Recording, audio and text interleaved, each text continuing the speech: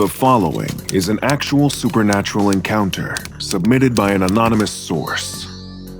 It describes a first-hand encounter with an entity known as the Red Ghost. Some names, places, and details have been altered to protect the privacy of those involved.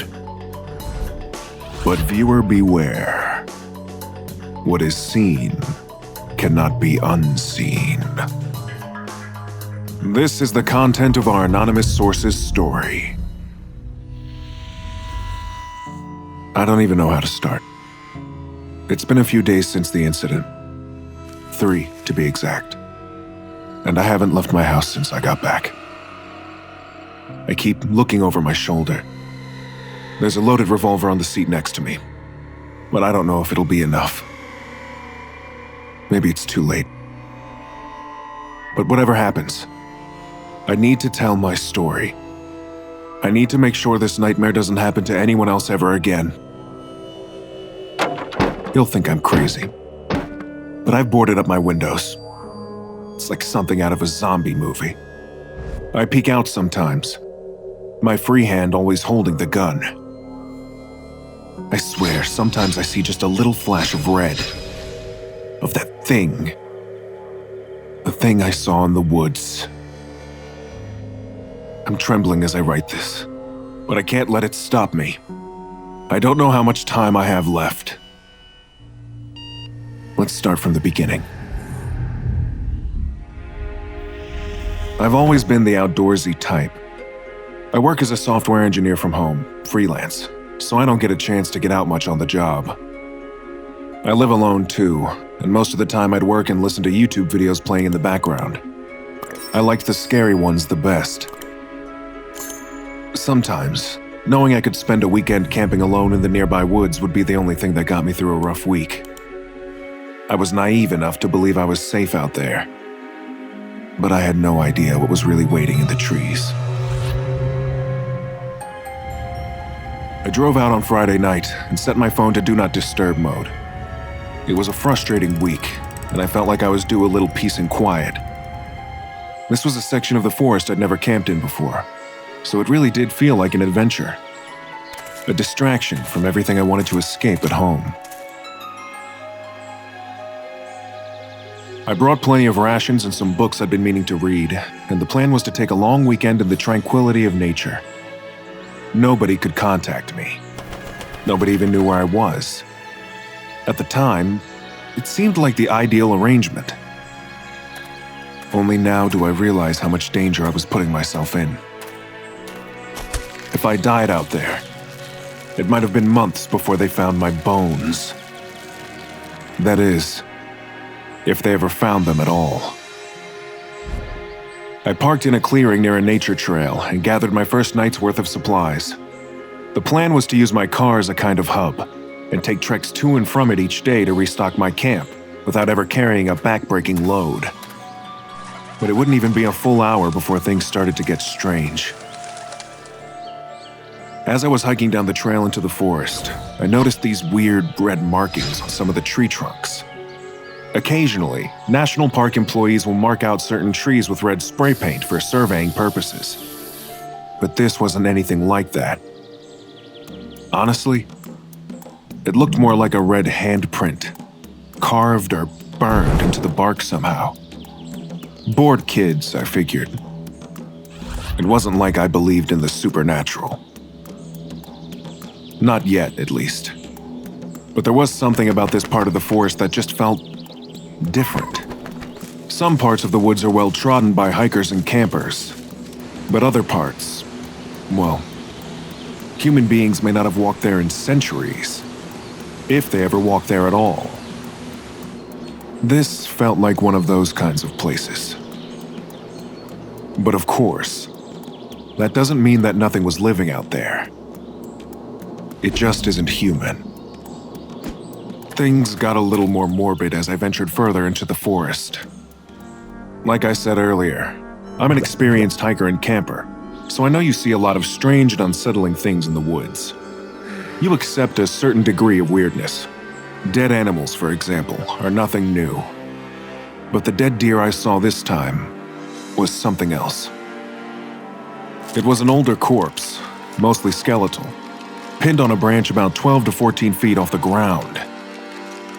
It's the kind of thing you see on the news after hurricanes. There's no way that the deer could have somehow leapt up there, and no creature that I knew of in this forest could have dragged it up there. Something about seeing it just felt like a bad omen. But after the week I'd had, there were a lot of red flags I was willing to ignore to get my perfect weekend. The color red was on my mind already when I was walking through those woods. It seemed crazy at the time, but every so often, I could have sworn I caught this flash of red in my peripheral vision. Every time I turned and looked, it was gone. So eventually, I just stopped looking.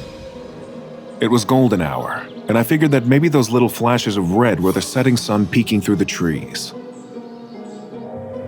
It was child hiding under the covers logic. If I wasn't looking at it, it couldn't be looking at me. At a certain point, the trail ended, and I was left to weave between the trees. Uneven terrain. Challenging, but rewarding. There was a certain joy in breaking new ground and traveling to the unseen parts of the woods. If I was looking for solitude, then this was the place. I just needed to find a decent clearing with enough space to set up my tent and hunker down for the night, so I could forget about the red flashes, and the handprints, and the dead deer. This was meant to be my long weekend off. So the last thing I expected, this far into the forest, was an unwrapped candy bar lying near the roots of a very old tree. And not an old candy bar either. The expiration date was a few months from now. People had not only been here, but been here recently. I was almost disappointed at first, but there was relief too, knowing I wasn't in truly uncharted territory. I forged forward, wondering what other secrets the forest held for me. It was getting dark, so I pulled out my flashlight to navigate the rest of the path.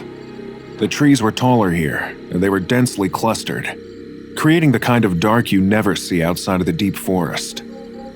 What concerned me most was that suddenly, the red flashes in my peripheral vision were back. But they were much closer this time. And in the dead of night, there was no sun to blame it on. Something was out here with me. And now I couldn't fight it any longer. I was afraid. I kept moving forward, gripping my flashlight tighter in case I needed to use it defensively as a club. You couldn't even imagine my relief when the beam of my flashlight touched upon a tent in the distance. People! Other people! There had to be safety in numbers. I knew in my heart that if I could get to the people camped out just beyond the tree line, I could escape and survive this. I could get away from that red monster. When I reached the camp, I was screaming, hoping to wake the people up. But the screams soon died in my throat when no noises came from the tent. Something was wrong. Nobody sleeps that heavy. I turned my flashlight to the pile of ashes that had once been the campfire, too. It was little more than ashes, and lumps of wood burned white. I rushed over to the tent and pulled open the entry flap, at least hoping to find some refuge, if nothing else. But when I saw what was inside, I couldn't help but gasp. It was lucky that my legs didn't give out underneath me. The tent was full of camping backpacks, not unlike mine. Probably as many as 30 of them. Packed, stacked, and neatly arranged. Some were torn, others were dusty with age. How many people had been here? How many people had never left? It was all coming at me too fast. And that's when I made another realization. I turned the beam of the flashlight over to the campfire and looked at the burnt wood again. Except, of course, it wasn't wood at all. It was a pile of charred bones. Human bones. And in that moment, I felt like I was about to be next. Another flash of red in the corner of my eye. I turned and finally saw it. caught in the flashlight's glare. It was so much bigger than I'd imagined. So horribly large. Vaguely person-shaped, but taller than any human ever could be. It wore what must have been a deep red robe, and what seemed like some kind of mask. At least I think it was a mask. It was this awful, dead visage, puckered into a permanent scowl. The only thing I knew about this creature was that it wanted to hurt me, and I needed to get away right now. I sprinted away, knocking against trees and getting clawed at by branches. I could still see it in my peripheral vision, not running, but almost seeming to float after me. It was so seamless. There wasn't a moment that I didn't feel like it was in control of the situation. All I could do was run. Out of the cursed campsite, past the dead deer, past the red handprints. All the while, this thing was hot on my heels. I dropped my backpack in the woods just so I could run faster. Nothing in there was worth my life. And that paid off, in the end, because I eventually made it back to my car. I got in, shaking with terror. It started up the engine. When the headlights were switched on, I saw it, one last time. That red creature lurking in the trees. I pulled out of the clearing and drove off. But I don't feel like I ever really escaped the woods that day. I only left because it wanted me to. In the days since, I've wondered why. The closest answer I came up with is that it wanted more of a challenge. It wanted to eat somewhere else for a change. Maybe you just think I'm paranoid, thinking it followed me home that day. But I'm not crazy. I know that it found me, and I don't have much time left here. Yesterday, I found that someone had left my backpack on my doorstep. This is all we have from our anonymous source.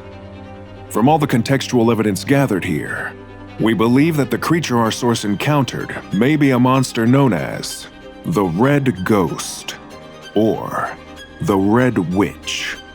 First discovered and documented by Canadian artist and monster expert Trevor Henderson in 2018.